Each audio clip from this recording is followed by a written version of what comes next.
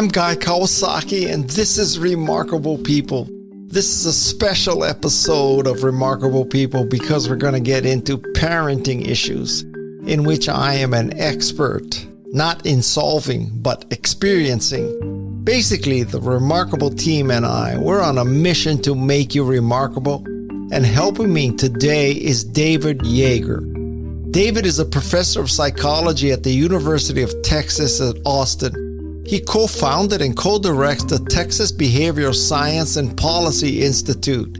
He is, and I say this as the highest form of praise, part of the Carol Dweck fan club that includes Mary Murphy and Katie Milkman. He received his PhD in Developmental and Psychological Science from Stanford University School of Education. And prior to his career as a researcher, he was a middle school teacher in Tulsa, Oklahoma. So, he has real-world experience. David's research focuses on adolescent development, and he examines how social cognitive factors interact with structural and physiological factors to shape youth behavior. In other words, he can help you with your parenting mysteries, frustrations, and insecurities. David's recent book is called 10 to 25, The Science of Motivating Young People. This book explores how adults can effectively engage young people by adopting a mentor mindset. This mindset respects the need of young people for status and autonomy. I'm Guy Kawasaki. This is Remarkable People. And now, here is the remarkable David Yeager.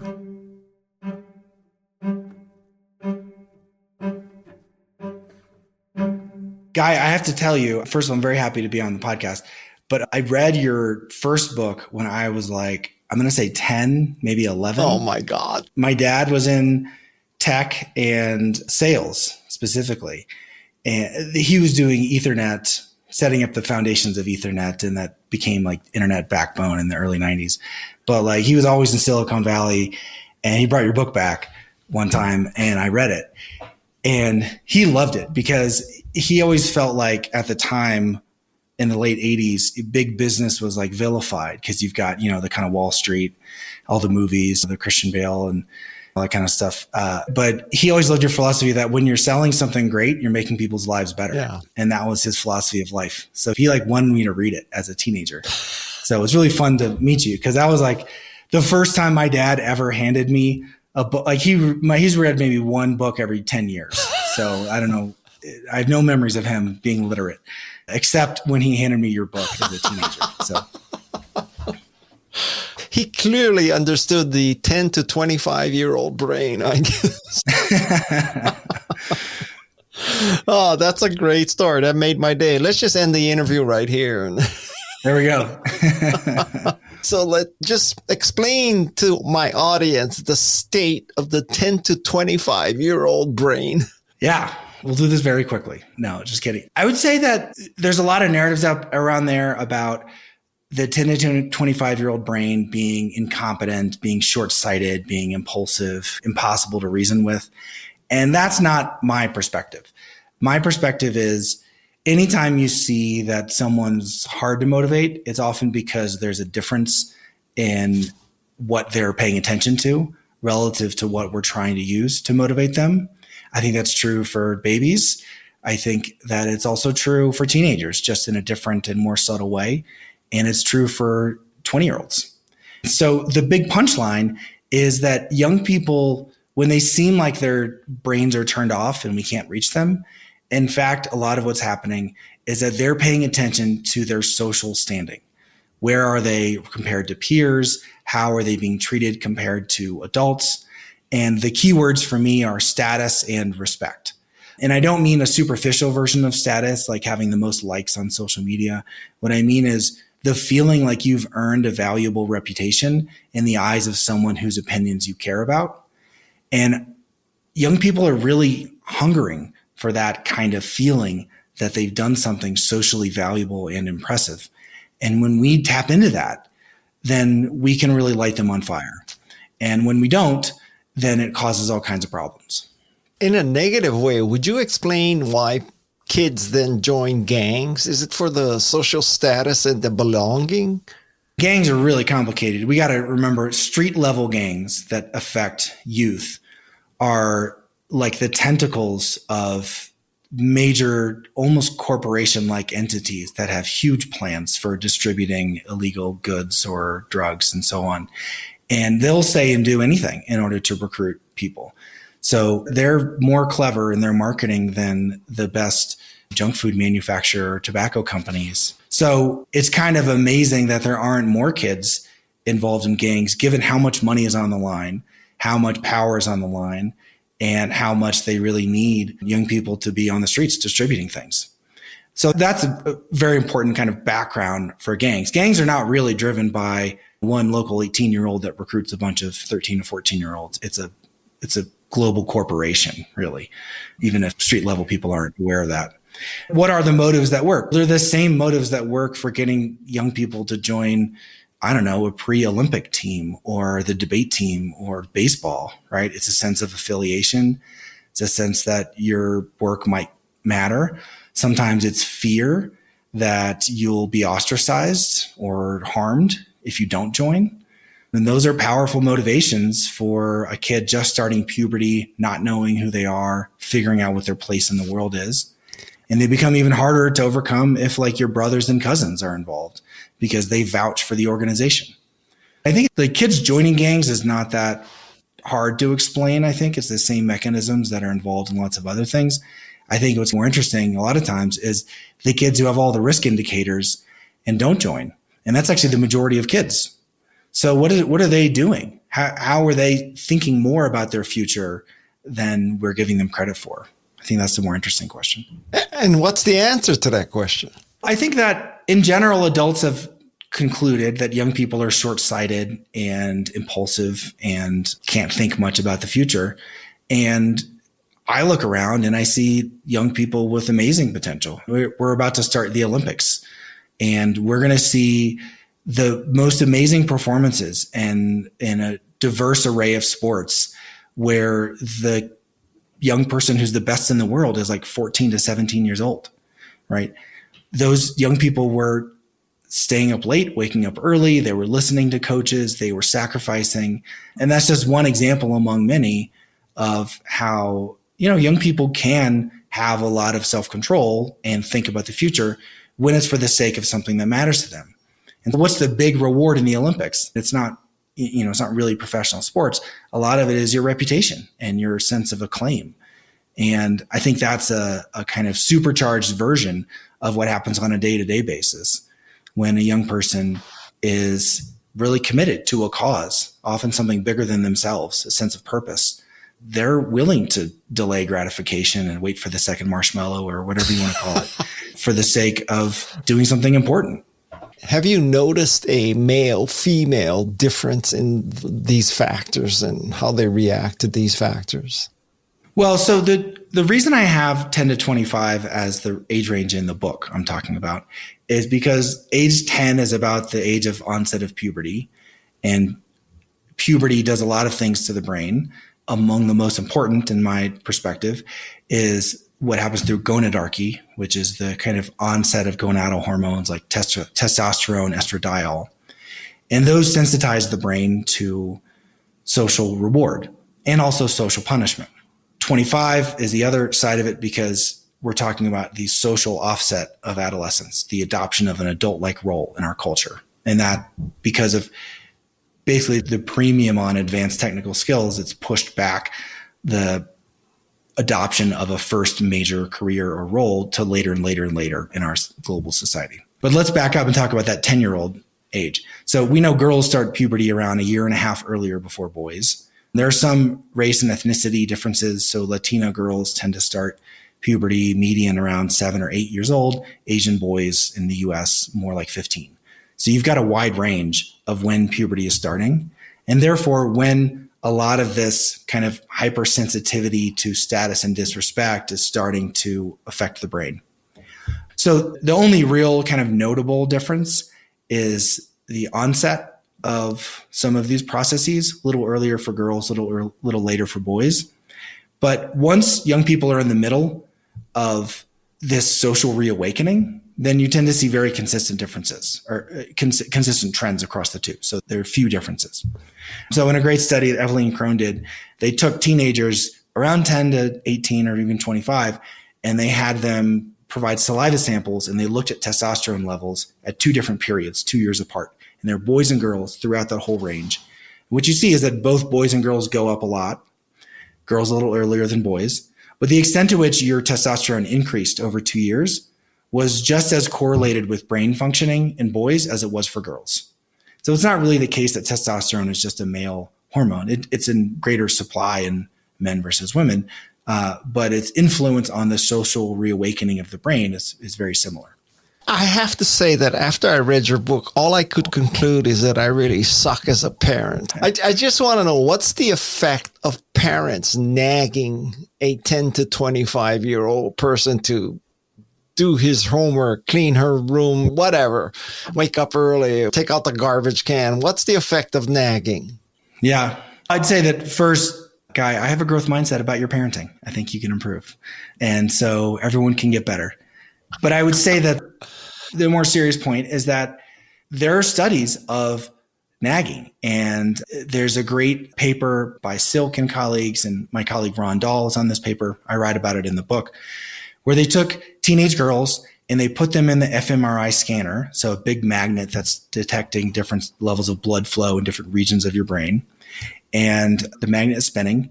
They play a recording of the moms nagging them. So the moms had a few weeks earlier recorded themselves saying things like, I could tell you to clean your room and you just don't do it. And I tell you to get your shoes and you don't do it. And I tell you to be nice to your siblings and you never listen to me. You just need to calm that down. And so the question is, what's happening in the teenage brain? And I know what you're thinking. You're thinking, oh, the teenage brain is probably saying, thank you, Mom, for this important feedback on all of my behavior. I really can't wait to implement all of this wonderful sage advice because you've thought it through and I haven't, apparently. And so I can't wait to comply without question. Actually, no, that's not at all what's happening. Really? What you see instead is a massive decrease in regions of the brain related to planning. So the medial prefrontal cortex, the region related to thinking ahead, logical reasoning, is shut off. The lay stereotype is it's a kind of nagging induced frontal lobotomy that teenagers are going through, right? But the other parts of the regions that are really interesting is the temporoparietal junction, the TPJ. And that region is implicated in what's called social cognition, which is kind of mind reading, inferring what someone else thinks. And you also see a huge decrease in the TPJ. And that matters because a lot of times what parents are doing when they're nagging is they're not actually that clear on what the young person needs to do. Like in the example I just said, the mom says, I'll tell you your room needs to be cleaned and, it's a mess. In the mom's mind, it's very clear that she said, I want you to clean your room right now. But the kid could hear that and be like, sounds like someone should clean my room. You're right. This is kind of a mess. Like someone should get on that. And right. So it's an inference to get the implied meaning of the mom in that case, that the mom wants you to clean up your room. And that region of the brain, the TPJ, is what allows them to make that inferential leap. And that's shut down during nagging. So the punchline is if it looks like it's going in one ear, out the other, it often is. And that's what we see in the neuroscience. But that's not a developmental fact of the adolescent brain. That's a circumstance. That's a situational response to the tone and tenor of what adults are saying. And that can be changed. And when it is changed, then teenagers can show much better motivation and listening and responsiveness. Okay, so what's the punchline? So, clearly I've been shutting down my kids' TPJ for like 4 kids now. So how do I get them to clean the room? 4 kids, that's tough. I have 4 kids too, and there's a lot of mediocre parenting happening in my house. I'll just be the first to say. And I'll also say that my 12-year-old was very excited for my book to come out. So that way he could be my first Amazon reviewer and tell everyone what a fraud I am. That was his plan. And I was like, that sounds about right. I feel like my theory still is true here. I'm nailing it. But I think that the parenting coaches I interviewed for my book who really have some good insight. One is Lorena Seidel, who I think is it's like a philosopher talking to parents. The first thing she asks us to think about as parents is, why are we so hung up on the specific thing that we're asking them to do in this moment. Because I get it. It's infuriating, right? Your kids won't put on shoes or pants and you're like, I have to go to work. I have an actual job. So this is really frustrating, right? But a lot of times what happens is that parents aren't mad about the behavior. They're mad about what it means. So part of this is this invisible audience. Like, am I the kind of parent who can ask my kids clearly to do something and they say no and they reject me? What does that mean for me? And if one of my peers saw this, or one of the other helicopter parents in Silicon Valley who are judging everything I'm doing, if they see this, what are they going to think? And I've had those experiences living in Palo Alto, other parents coming up to me implying I'm being a bad parent because my kid is playing with a truck in the wrong way or whatever. What? You know, there's this invisible audience, and we're often ashamed in front of that invisible audience. And that causes us to overreact to our kids. So we go down this path of yelling, telling, blaming, shaming, in part because we're responding to what we think their behavior means, not what it actually is. So the first step really is to ask ourselves, why are we so hung up on this? What are we really trying to accomplish? And is that really in our young person's long-term best interest? So are you telling me that the fact that my kid's room is a mess and drives me crazy, that's my problem, not his? I mean, some level, yeah. I mean, I think that what Lorena says a lot is that we're often overreacting to our emotions, not theirs, which doesn't mean that she lets the kids run the show. Like, it's not the inmates running the asylum or whatever. I've seen houses where she works with parents. Instead, what she does is she has conversations with them where you take them seriously as adults, and she figures out what's the reason why they're not doing it and talks to them respectfully. And then they make a plan, like they jointly and collaboratively troubleshoot. And a lot of people don't do that because what happens is we come home from work, we're super busy. We're like, this house is a mess. It's a disaster. Do you guys need to clean it up? And then you ask once and you ask twice and then you yell. Not you, but this is what happens a lot. And then all of a sudden the kid hates us and they're not going to listen to us the next time. I think it's a pretty predictable pattern. Let's say that instead of the example being you getting your kids to clean up their room, it was a math teacher where the kids never turned in their homework, right? Which is the same kind of thing. Kids don't want to do it. It's tedious. It feels like an unfair imposition on their time. It's not fun. And they mostly just have to listen to grownups. If I was a principal, I walked into a classroom and none of the kids were doing their homework, I wouldn't say, look at these idiot kids who can't get it together. I'd be like, teacher, you need a better plan. That's the first thing I would say. And whether it's middle school or a good kindergarten classroom, all the kids clean up. So if they can get 20 unruly 4-year-olds to do it, we should be able to do it for one kid, right, as parents. And there's nothing secret. It's really just procedure and planning and conversations. But we don't typically do that as parents because we're in a hurry. And so we pick the short-term solutions. And the short-term solutions in my book, I write about this. One is what I call an enforcer mindset, where you come in there like guns blaring, yelling, telling, blaming, shaming, listen to me, listen to me, listen to me. And then they don't because the TPJ and prefrontal is turned off. And then we get madder and madder. Or what I call a protector mindset, which is more like, oh, I see this is inconvenient for you, so just don't do it. Don't worry about it. And in both cases, the room never gets cleaned, but it's a different set of problems. And what I find that works a lot better than either of those is something we call a mentor mindset. And that's the idea that you have super high standards, so high that some people from the outside look at you and think you're a lunatic. That's what I often hear. But you're so supportive that the young people can meet those standards. And if you walk into a math classroom where low-income urban schools and all the kids get their homework out immediately and they listen to the teacher and they're curious and they raise their hands and they ask questions and they come after class, I've seen it lots and lots of times. They're all very high standards, very high support. None of those classes with great behavior where the kids do what they're supposed to do are authoritarian dictators or low standards pushovers. None of them.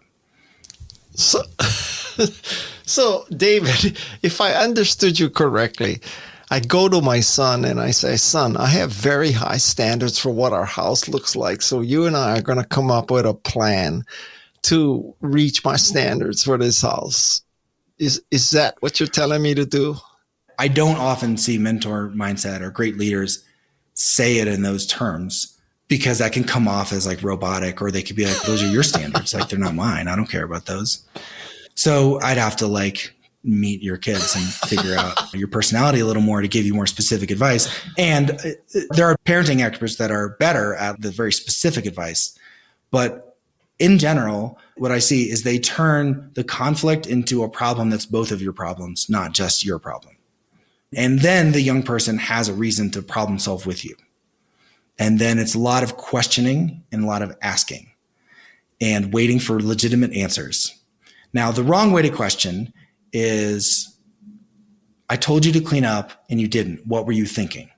You don't really want to know what they're thinking if you say, what were you thinking? Because clearly your implication is like, you were not thinking and you're an idiot and I'm disappointed in you for all time. That's the implication in their minds, right? There's a great story Lorena told about a family who their kids were just fighting on the train in New York. And it was so embarrassing for the mom.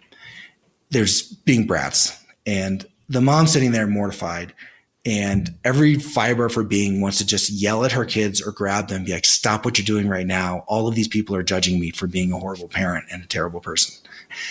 And so she coached the parent previously, and instead she leaned in and she's like, I have a problem right now. She wasn't loud. She was like, you guys are being so loud, and I think all of these people are just judging me. I think they're saying I'm a bad mom and think I'm a terrible person. And I can't live like that. It's just really, it's like hurting me. So I don't know what to do, because I know you guys have a conflict. You need to figure it out one way or the other. I'm not saying you don't need to figure that out. But what I'm asking is, how can we solve your problem in a way that doesn't make me feel so embarrassed in front of all these strangers? And then the kids were like, all right, why don't I just give him the toy? And then she's, yeah, can you just give him the toy? Yeah. And then the problem was over, right? And so there's almost always a solution like that. Now, I don't know in your specific case, what is your son's history of trauma and PTSD of former room cleaning experiences. But I will say in general, you can get do-overs as long as we lean in and listen respectfully and jointly problem solve.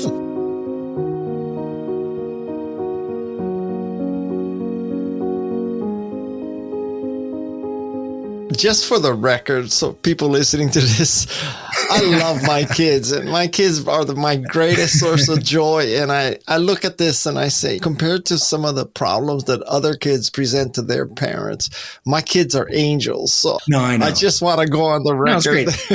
No, but I'm sure they would like to just not have those conflicts and then hang out with their totally cool, awesome dad more. It's in everyone's best interest to figure out a solution to not argue as much. The same son who won't clean his room, we just surfed together like a few times. We surfed together today before this. In Santa Cruz? In Santa Cruz, yes. Yeah, that's where I learned how to surf. But come down. Madison and I will both go surfing with you. But David, I thought you're going to give me this magic solution where, Guy, I'm going to tell you how you can increase your son's feeling of status and respect by cleaning his room. But I guess that's not to come, huh? Well, I mean, I honestly think a lot of what frustrates us as adults is a conflict over something that's not actually the most important thing for them. And I think young people rightly perceive that we're squabbling over details when they're focused on more important stuff, like feeling socially accepted by their peer groups, which feels like life and death to them. So I think there's a lot of stuff like that. So you touched on it, but can we just make a complete definition of the incompetence model that many adults have about kids? What is this incompetence model? Yeah, the incompetence model is the belief that young people's brains and hormones, et cetera, make them crazy and incapable of wise decision-making, short-sighted, selfish, just really not full-fledged thinking rational adults. And there's a long history for this model. You can look back in Plato's dialogues for metaphors of the kind of unruly, youthful passions that need to be tamed and tempered by the reasoned, philosophically aligned goals of the more rational brain. And modern neuroscience took a lot of those Platonic metaphors and made them be the canonical take on young people's brains. When we said that the reward sensitivity regions of the brain, the nucleus accumbens, et cetera, that these are too powerful for the prefrontal regions to rein in and control.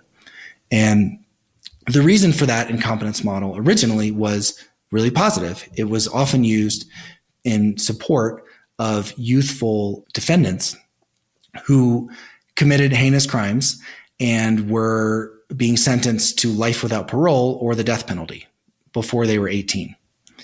And what neuroscientists successfully argued to the Supreme Court was that the teenage brain can't be fully accountable for its choices because it's not fully formed. That would be like holding a 4-year-old accountable for saying a curse word. And so that neurobiological incompetence model ended up being like really powerful, but also a little bit misguided. So have we basically refuted that model now?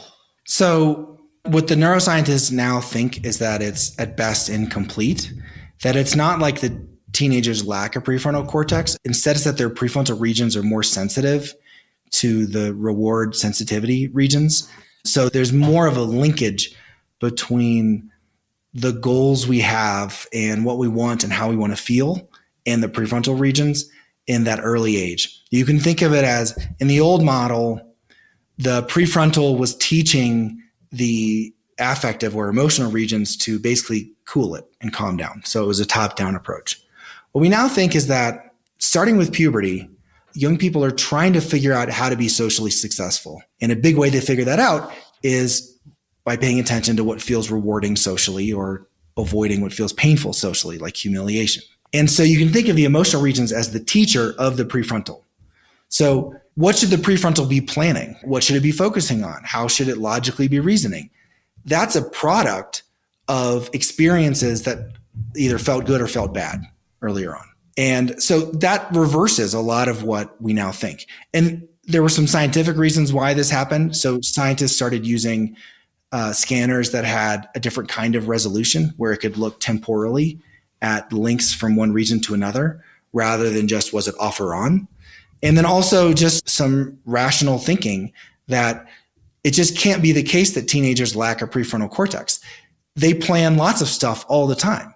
Like I was saying, Olympic athletes and so on, they learn calculus, they learn foreign languages, they do a lot of stuff, or even deviant behavior takes a lot of planning, like sneaking out of the house without your parents catching you. They're like General Patton in like the European theater, like with a million plans and charts, and it's actually complicated. Or getting someone to fall in love with you. Like it takes so many plans. Or even just asking someone to prom, right? It's more and more elaborate. There's all kinds of planning and prefrontal cortex happening. And just because we don't see it on the math homework or cleaning their room doesn't mean their brains are incapable of doing it. It means that they're aligned with what they care about, not what we care about. And could this have an unintended consequence that some enthusiastic prosecutor will say, okay, so we've refuted this incompetence model. 15-year-old kid should be sentenced to life for this crime. He is in more control than we thought. I think that first of all, that's a very real concern. Any scientific idea should be scrutinized for someone who could use it with the worst possible intentions. And I think that one thing the first wave of neuroscience did really was they tested different messages about the teenage brain before they used them in court. And I think someone should do that again with a new consensus. But everything I'm saying is coming from a lot of the same neuroscientists who were the expert witnesses in the first, like Adriana Galvan, who's at UCLA. She did the original studies that people thought meant that teenagers lack a prefrontal cortex compared to the emotion regions. And then she's a great scientist. She kept doing the work and realized, okay, here's what the story really is. So everything I'm saying here is coming from the same people who, and for the most part, who contributed to the first wave of neuroscience. And what I think needs to be done is to think, all right, well, how do we frame youthful indiscretions or even youthful crimes as a teenager's responsiveness to the environment, which is definitely what it is, and that environment could change and their brains will change, without concluding that they lack any self-control or any potential. Because I think the main point is they're more responsive to the experiences in the environment that drive social status and respect. So that could make them do crazy stuff sometimes, or it could make them learn to play the trombone or the piano or learn how to surf. And so there are a lot of things that environmental responsiveness can do, but just because it's influencing them then at that age doesn't mean it always will. And that's the legal test. The legal test is your brain going to be the same at 60 as it is right now at 16? And I think the answer is no in both the new research and in the old research. A couple months ago, we interviewed someone named Halim Flowers, and at the age of 16, he was sentenced to about 40 years for accessory to murder. And the law in Maryland changed so that if you were sentenced to something that severe as a minor, if you served a minimum of 22 years, you were let out. So he was let out, and now he's this like really great artist. Many people believe he's the next Jean-Michel Basquiat. It's a very interesting case that we touched on this before talking to you. There's tremendous potential to change even for people who've done negative actions. And that doesn't mean there shouldn't be accountability or responsibility, but as a society, we need to have ways for people to show us that they can change and contribute. And that's a good example of why we need that. Yeah. So you touched on this briefly, but can you go a little bit deeper about the mentor mindset, enforcer mindset, protector mindset, and apathetic mindset? Because that kind of covers all the possible choices for a mindset, right? Yeah, so you can think of it as a 2x2 square where one dimension is the level of standards that you have. So you could have high or low standards. Another dimension is your level of support. So you could have high or low support. And support could be emotional or it could be logistical. If I'm your boss, giving you enough time or allowing you to go talk to other colleagues about your project before you present to senior management. And for a long time, I think people felt like there were only two options, either super high standards, but I'm going to make you cry at work every day, or very low standards, but I'm your friend and it's clear that I care about you. The very high standards, low support, that's the enforcer mindset. And I call it enforcer because the idea is my job is to just enforce rigorous standards. And you can meet them or not. And if you don't, punishment will be coming. And if you do, great. That means you're one of the top people. And so you get a lot of emphasis on talent and finding the top 3% in the enforcer mindset. You get a lot of really harsh punishments. You sometimes get lavish rewards for the top performers in the enforcer mindset because you think those are the only ones who deserve to be rewarded. In the workplace, things like stack ranking, where every 6 months, all the people in the company would be ranked compared to peers, and then you would fire the bottom 15% or so. So it's not very supportive of growth mindset. But what Carol and I found is that you can have a growth mindset, people can grow, but still end up in the enforcer category if you think the way to make people grow is to make them afraid of failure or desiring the massive rewards. Basically, if you think people just lack discipline and concern, then enforcer mindset can be your way. In your mind, you can go to sleep saying, I helped people. I showed them the real standards. The protector mindset is an alternative. And we see this a lot, especially with teachers and youth workers, maybe some parents. And there the goal is to basically protect the young person from distress. And the underlying theory is one of neurobiological incompetence. And it's the theory that if you're too stressed, then you're going to get discouraged and give up. And I need to give you baby steps and little successes, not expose you to the real standards, because if you saw how far you were from the real standard, then you might give up, you might cry, you might lose it, you might get stressed out. So I'm going to shield you from reality as long as possible, and then do everything for you, and then convince you maybe that you succeeded. And if you failed, apologize to you for making it too hard, right? I shouldn't have challenged you that much. But you can see how, again, like a kindergarten teacher could have that mindset, and they're a very nice, friendly kindergarten teacher. But that's like not a great way to build a rocket, or to solve a new math equation, or to address political division in our country. Because You need to meet the real standard of what's actually needed. But again, the protector can go to sleep at night and say, I feel good about myself. I was caring and I was concerned. And the reason I have this framework of mentor mindset is I want to say to the enforcer, you got the standards. Great. That's good. You're preventing society from going to hell in a handbasket by all these lax standards. Great. But add the support so that everyone can meet them, not just the handful of people that you picked as the best. To the protector, I want to say, you care. Awesome. That's great. Keep doing that. But now let's add the standards so that your care is going somewhere. It's productive. It's moving people towards some real standard. The apathetic is your low standards and low support, but they're checked out. They don't care. And what we typically find is that once they start caring, they end up in either the enforcer or protector buckets anyway. So I don't really talk about them very much. My summary of the three main mindsets comes from my daughter, who's now 14, but she was 12 at the time. And she came into my office while I was working at the book, not knowing what I was writing about. And she's like, Daddy, what kind of teacher were you? Because I used to be a middle school teacher. And I was like, I don't know. What are the options? And she's like, well, were you that like mean teacher that yells at everybody and makes them do all the work, but then no one listens to them? And the minute they turn their back, then they goof off because no one respects them.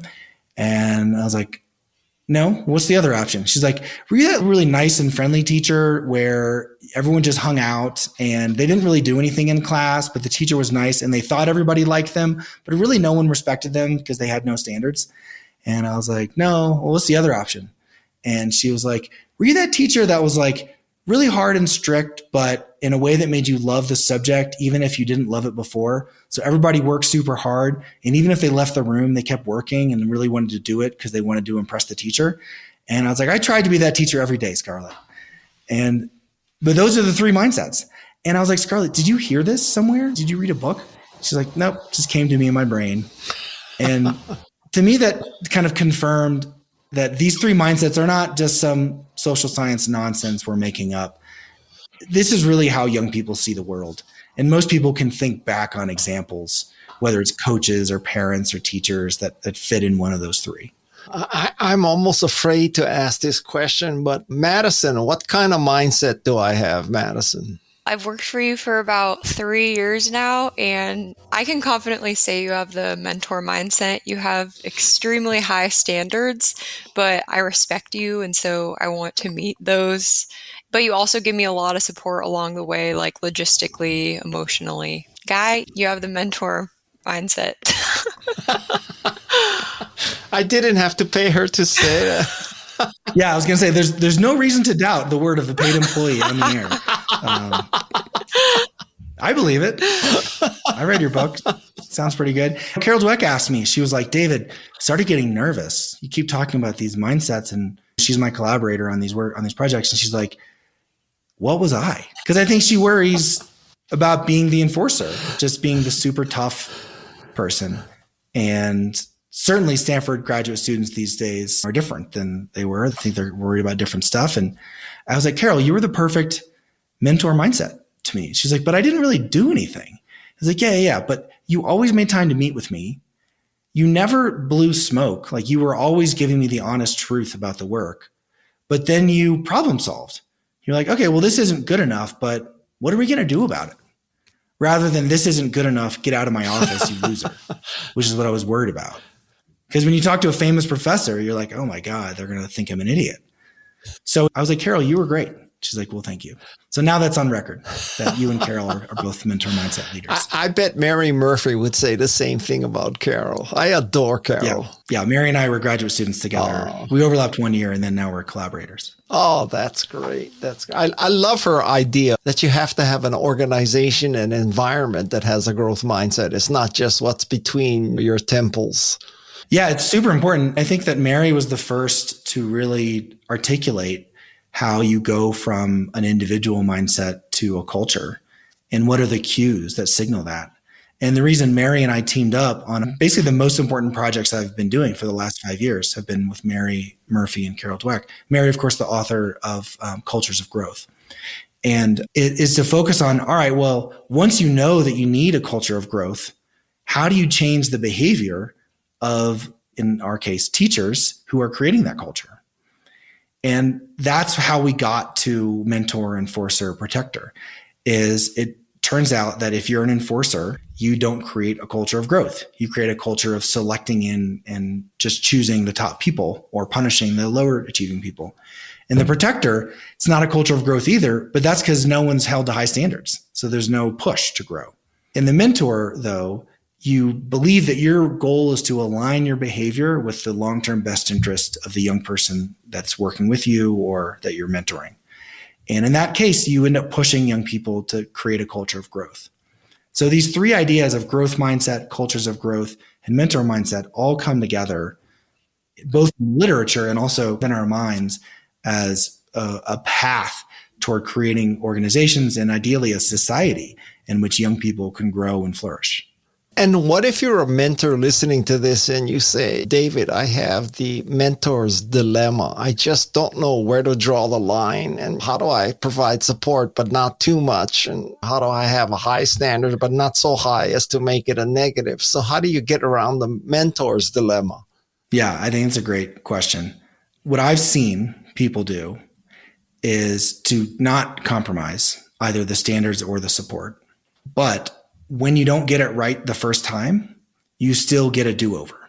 And I think people don't realize that. They think that conversation is over and done. I hope they forget about it. I'm moving on.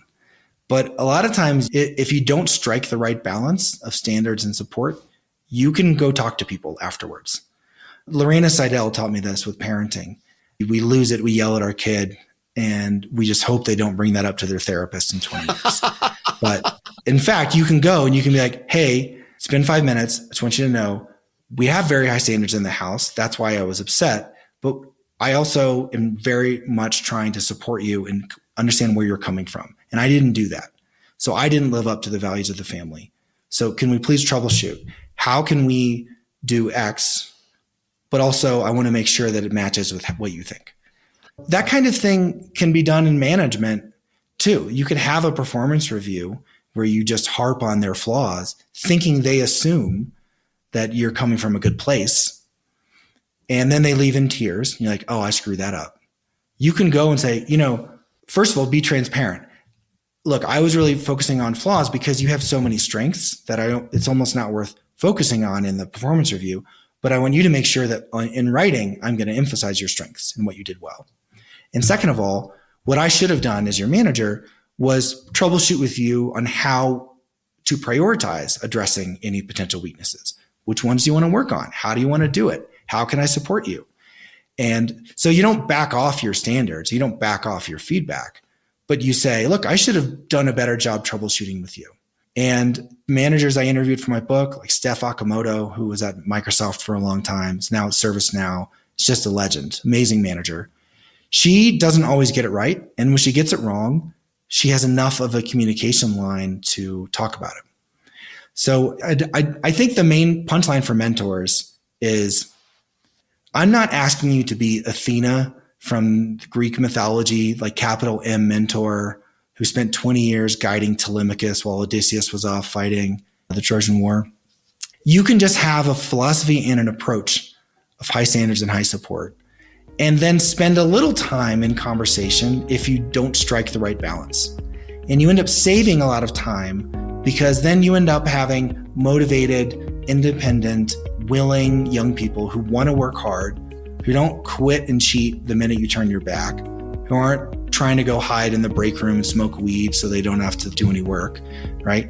It's like, no, they take pride in their work because you took them seriously enough to hold them to a high standard. And so I think being a mentor doesn't mean getting it perfect every time. It doesn't mean it takes up all your time. It just means being a little bit wiser about these conversations and then saving yourself lots of time and frustration later. Up next on Remarkable People. So Houston, for example, will take away lots and lots of polling places just to make it super duper inconvenient. So that way you have to go wait in a long line. So young people look at that and they're like, sounds like a bunch of old people gatekeeping power to keep us out. And it's a dumb system. And even when our candidates do win, they don't do anything or they're 80 years old. Thank you to all our regular podcast listeners. It's our pleasure and honor to make the show for you. If you find our show valuable, please do us a favor and subscribe, rate, and review it. Even better, forward it to a friend. A big mahalo to you for doing this. You're listening to Remarkable People with Guy Kawasaki. This is an off-the-wall question, and so I'm not sure we'll keep it in the interview, but I am so curious because our paths overlap. I went to Stanford. I know Carol Dweck. I've interviewed her twice. I've been to her house. She's written a blurb for me. I know Mary Murphy. I know Angela Duckworth and Katie Milkman. So we have commonality. And I know that you now teach at University of Texas in Austin. So this is the off-the-wall question, which is, can you help me understand the Texas mindset? Like, how do they think there? Yeah. So I'm from Houston, and my parents went to UT. And the most important job of a Texan is to be the evangelist for Texas at all times. And we have that in common. We're both evangelists. And I mean, Texas is interesting because the number one thing is everyone's convinced it's the best state in the country. It's the best state in the best country of the world. Therefore, it's the best place in the world. So that's like the number one thing. And there's a deep distrust of outsiders trying to impose their logic and values on Texans. What you may not know is that for everyone but people from Dallas, Texans think Dallas is not real Texas because it's like basically New York. It's a big city with a bunch of fancy cars. And you can watch the Richard Linklater movie Bernie with Jack Black. And there's a great scene in that where this Texan at a diner walks through the stereotypes of the different regions of Texas. And you got your Dallas snobs with your Mercedes Benz, and goes on. And then real Texas is like small towns and so on. So that's like the most important thing. And Texans are constantly comparing themselves to coastal elites who think they're better than Texans. And so anytime coastal elites' plans blow up in their face, every Texan rejoices. They're like, see, that was dumb. So like California taxes, they're like, you idiots. Like, you think you're being progressive, but all you're doing is making all the companies leave and come to Texas. And you're losing all your jobs, and your schools suck, by the way. And you can't even keep the homeless off the street in San Francisco. And so they're like, why would I listen to any ideas you have about politics? You guys are idiots. That's the Texans' approach. In New York, the stereotype is just they're a bunch of money-grubbing, self-serving, superficial people who are trying to destroy small-town America and ruin their way of life with all their newfangled devices and inventions. And we don't trust them either. So that's kind of the attitude of Texans for the coastal elites. So really, you can't come in with any level of, quote, authority and think you're going to change the minds of like regular Texans. And I've had to learn this because for our studies, we recruit random samples of schools. So I need to be able to walk in any school district in Texas and be like, I'd like you to share all of the data for all of the children in your school for our experiment, right? And so if they don't trust that we're coming from a good place, they're never going to do that. So I've had to spend a long time being like, all right, well, what do they care about? A lot of people just care about getting back to a simple way of life. And they think all these like new innovations are just being imposed on them. And that's kind of as simple as it is. And so any progressive politics comes across like you're trying to mess with traditional Texas. And you're trying to impose your stupid coastal ideas on us when they're blowing up in your face and no one wants to live in your dumb state anyway. So that's the attitude. Okay. Which I'm not saying it's right, but like you'd hear a version of that at any barbecue joint in Llano, Texas or Cotulla. But what about if you're in Austin? Austin, first of all, the Californians moved to Austin. And so people complain about them because they sold their California homes and then drove up home prices in Austin. And they're like, you jerks. But the other thing is like, well, of course you moved from California to Austin because Texas is better. So that's kind of the attitude. But the actual people who move are normal, think broadly. They're not as parochial. They're not as like tribal. But you also got to keep in mind, like Texas cities take 2 hours to drive across one city. The first time I went from San Francisco to Palo Alto on the Caltrain, I was like, you went through 10 cities to go 30 minutes? It's ridiculous. Like, how small are your wimpy little cities here? Millbrae? What is that? Never heard of it. And so to Texans, that's very weird. And you drive 16 hours, you're still in Texas. So people don't leave. Like 98% of Texas high school graduates live in Texas the rest of their lives. They go on vacation to other places, but they stay in Texas. Okay. So I hope I've crystallized the Texas mindset for you. That's another whole book there for you, pal. We just barely touched on it. And I am just curious about what you know about the 10 to 25-year-old brain and their path to status and respect. And how would you apply this to getting them to vote? Yeah, I think that the voter turnout's a real hard problem, right? And I think that political scientists are divided over how much of it is driven by values / motivation / enthusiasm and how much is driven by logistical things. Let's just take logistical things, right? So not everyone gets off work. Some people do hourly work. Young people are far more likely to do hourly work, even with a college degree, far more likely to be underemployed in our society. You have to own a car because most cities don't have good public transportation. And yeah, so I think if they just moved it to a weekend, like the youth voter turnout would move up dramatically. But the fact that it's not on a weekend is a huge deal. So a lot of people are like, all right, let's work on planning.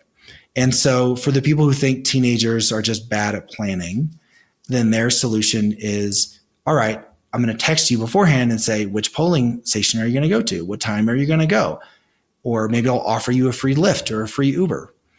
I do think logistics matter, but I don't think those solutions are likely to work. In fact, there's a new paper in Nature that Katie Milkman published. It's not voting, but it's getting vaccines. So like among people who want to get vaccines, they offered them a free Lyft to go get one.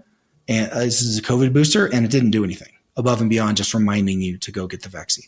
Even though I think the logistics are a huge part of the problem, I don't think that it is like the main thing. And then you've got this other issue of not just getting to the poll on voting day, but you have to register in advance. And often to register, a lot of people do it at the DMV, but young people, they don't want to go stand in line at the DMV. They don't want to make those appointments. They'd rather just not have a driver's license. And you've seen a dramatic decline in driver's licenses among young people since 2008. It's huge. It's either decline or delay. And so having a stable address where, again, if you're a student, you're changing addresses all the time. Where am I supposed to vote? How do I register? Registration stuff is a mess.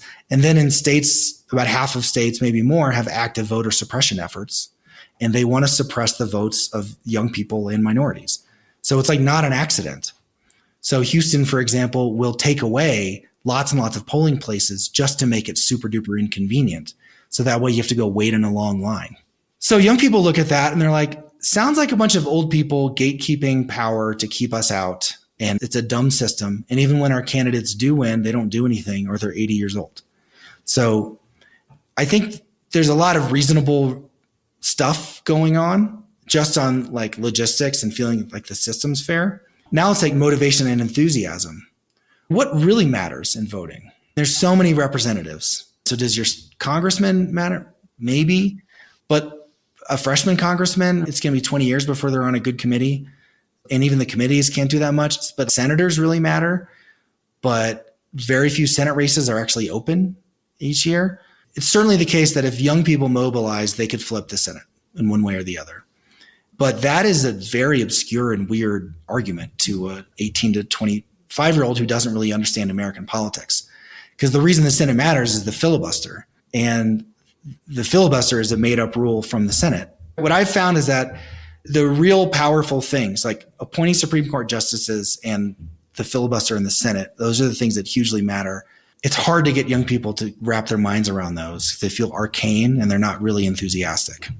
So I just think a lot of it is the messaging about what actually matters with respect to your vote.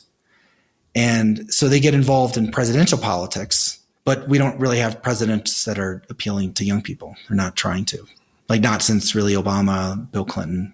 There just hasn't been an effort to appeal to the young people. And so they're jaded with the whole thing. So you gave me all the problems. What's the solution in the motivation part? What I've found that helps a lot is just simply hearing about lots of other people like you who are voting. And Chris Bryan, who's my colleague at the University of Texas McCombs, has a series of unpublished experiments that really reframe voting as you using your voice to stick it to powerful people. that kind of framing tends to work well. But it has to be authentic. You have to tailor it to the issues of the day, but that could be done. So I think a combination of, especially in early voting states, having polling places that are really close to where young people are living, making it easy to register, and then having motivational points about using your vote to push back against powerful influences that are screwing up your life. That combination, I think, would move the needle. I don't know it would solve all the problems because a lot of them are just structural. What really needs to happen is you have to prevent state legislatures from actively engaging in voter suppression because they're targeting young people on purpose. Do you think that a motivation for these young people for voting, is it more of look at these positive results we can get with you, or it's negative and scary? No more abortion, no more birth control, no more no-fault divorce, no more LGBTQ plus rights for your friends. What's the motivation? Right. What, the positive Those are all big issues. Or the fear of the loss? I mean, what the economists argue is it's the fear of the loss, but that's not clear to me in this case because there's fatigue. When everything is a crisis at all times, then it's hard to know what's actually a crisis. And I think that the motivation that's easier to sustain over time is the inspirational motivation. The idea that your vote could free an LGBTQ friend or colleague from oppression. That's motivating for young people. And so it's not these guys are going to take abortion away, although that's important and that's a argument that needs to be made in a lot of places. But another one is your vote could be the deciding vote to protect women. So there's even a gain frame of these issues. You don't have to just make the loss frame. And I think often the gain frame is one where you can keep hearing it and keep hearing inspired. But once you hear the loss frame and then you don't act, you're like, I must not be the kind of person who cares about that. I think it's very easy to let yourself off the hook after you've rejected an intense loss frame argument. I want to give you this opportunity to just summarize how to motivate young people and to plug your book. The reason why I'm excited about the book is that there's nothing out there that has both looked at the scientific experiments about small changes to messaging and framing that can influence young people, but that's also gone out and found stories about real people who have used them in their real lives to affect people. And so when you read the book, you're not just getting like a bullet list of tricks that you are left on your own to figure out how to work. It's real stories of great managers, excellent teachers, the NBA's best shooting coach, parenting coaches, the best creator of diversity in academic physics, the world's greatest freshman calculus professor. So all these people are described in detail and humanized in a way where the reader can learn something. And then at the end of the book, we have a series of practical tips that I've developed with Rosalind Wiseman, who's the author of Queen Bees and Wannabes, which became Mean Girls. And so she's, in my opinion, the best at thinking about the complexities of young people. And we joined forces to end the book with about 80 or 60 to 80 pages of practical tips for all of the different practices in the book. So what you're going to see is narrative nonfiction. If you like Michael Lewis or Malcolm Gladwell, you're going to see that kind of writing, but you're also going to get real exercises that we've already tried in our real experiments and developed with great experts that you can put into practice. Listen, I'm a Malcolm Gladwell fan and I read all his books, but I think that your book is very different from his book because his books, he takes one concept and he spends 250 pages on it.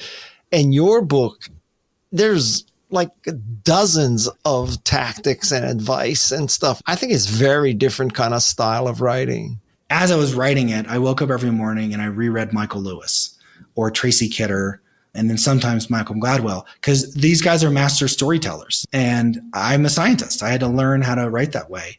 And Gladwell, I disagree with a lot of the conclusions of the book, but he's an excellent storyteller. And so there's something about the way he structures information that appealed to me. And so the reader's getting a narrative experience that hopefully is enjoyable. Yeah. But also, I'm introducing new ideas in chapter 9. that's rare in nonfiction. Usually it's like, I got one idea and I'm beating you over the head with it the whole rest of the book. Well, I hope a lot of parents listen to this, and I hope a lot of parents buy your book. Okay, I have one last question. I promise you. All right. Now, let's say, is there some magic reason there's a cutoff point at 25? It seems like this mentor's mindset is something you should continue with people forever. Yeah, there's nothing magic about 25. It's just that if you look at demographics, you're far more likely to start having a stable career in an adult-like role after 25. And then, in just a lot of the examples I have, the problem areas are 10 to 25. Like you look at violent crime, and that's all 18 to 25, and then it goes down. If you look at when do young people stop taking their meds when they get an organ transplant, it's the 10 to 25. After 25, they start taking it again. So a lot of the problems are in that space, but it's not a magical cutoff. In fact, I think everything in the book is relevant for any person who's like starting a new job. I agree. It's what I call the adolescent predicament, that you can be an adolescent, quote unquote, later in life, anytime your status and respect is in jeopardy. And so everything in the book's relevant to you, no matter where you are, as long as you're in this precarious spot with your reputation. I hope you enjoyed this episode with David Yeager. I'm going to go try out some of his tips on my family. I'll keep you posted. His message is very believable and very credible to me, that it's not about nagging. It's about enabling your kids to achieve autonomy and social acceptance, not just get rid of your nagging. I'm Guy Kawasaki. This is Remarkable People. Thank you to my remarkable family who has been experiencing my maybe unremarkable parenting for their entire lives. And let's thank the rest of the Remarkable People team. You heard her say that I have a mentor mindset. Thank you for that positive feedback, Madison. And then there's Tessa Neismer, our ace researcher, and Jeff C. and Shannon Hernandez, remarkable sound design engineers. And finally, Luis Magana, Fallon Yates, and Alexis Nishimura. We are the Remarkable People team, and we are on a mission to make you remarkable. Until next time, mahalo and aloha. This is Remarkable People.